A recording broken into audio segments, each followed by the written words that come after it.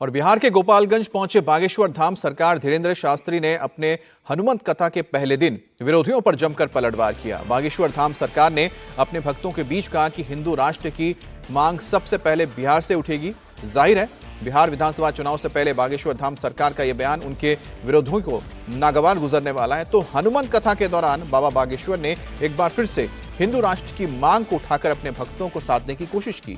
वहीं आज धीरेन्द्र कृष्ण शास्त्री की हनुमंत कथा का दूसरा दिन है। बड़ी संख्या में भक्त बाबा की कथा में पहुंच रहे हैं। तो 8 मार्च को बाबा अपने दिव्य दरबार में भक्तों की पर्ची निकालने वाले हैं।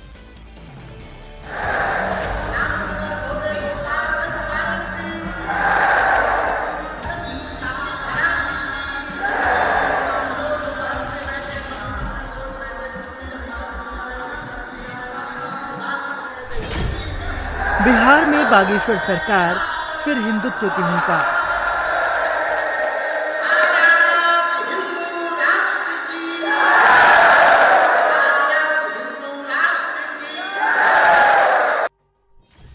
विधानसभा चुनाव से पहले लालू के गढ़ में धीरेन्द्र शास्त्री। हिंदू राष्ट्र की आवाज कहीं से अगर उठेगी सबसे ज्यादा बिहार से ही पहले।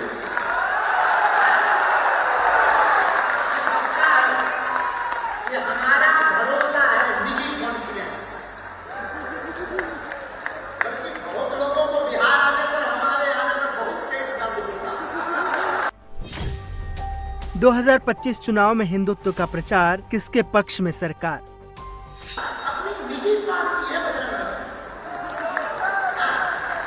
अपनी तो निजी पार्टी है। हम घर से बाहर ही हिंदुत्व के लिए नहीं। बागेश्वर धाम पीठाधीश्वर पंडित धीरेन्द्र कृष्ण शास्त्री अपने हिंदू राष्ट्र के एजेंडे के साथ एक बार फिर निकल पड़े हैं।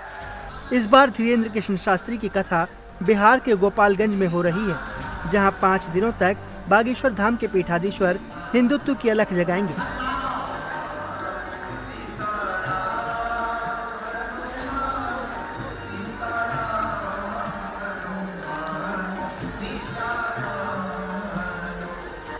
अपने भक्तों की पर्ची निकालेंगे तो विरोधियों को भी अपने अंदाज में जवाब देंगे। लेकिन इन 5 दिनों में धीरेन्द्र कृष्ण शास्त्री जो सबसे बड़ा काम करने वाले हैं वो है हिंदुओं का जागरण।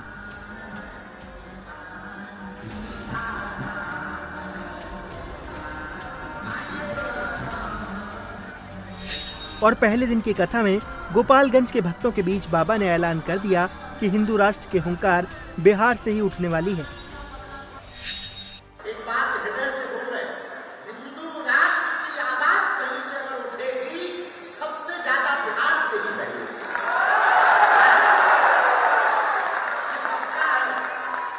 ये हमारा भरोसा है, निजी कॉन्फिडेंस।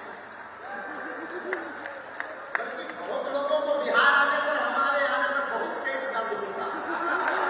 भैया हम किसी पार्टी के प्रचारक नहीं हैं, हम हिंदुत्व के विचारक हैं।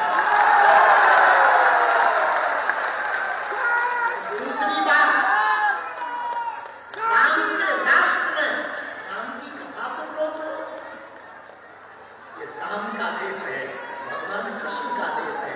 हमारे तन में जब तक प्राण रहेंगे तब तक हम हिंदुओं के लिए जिएंगे और हिंदुओं के लिए मरेंगे। बागेश्वर धाम सरकार की कथा में न सिर्फ बिहार झारखंड बल्कि पड़ोसी राज्य उत्तर प्रदेश और पड़ोसी देश नेपाल से भी बड़ी संख्या में भक्त पहुंचे हैं। बागेश्वर धाम सरकार ऐसे समय में बिहार में हिंदुत्व की अलख जगाने पहुंचे हैं जब 8 महीने बाद बिहार में विधानसभा चुनाव है।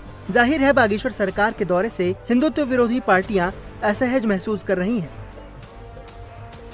तो वहीं बागेश्वर सरकार की कथा उस गोपालगंज में चल रही है जो लालू यादव का गढ़ है।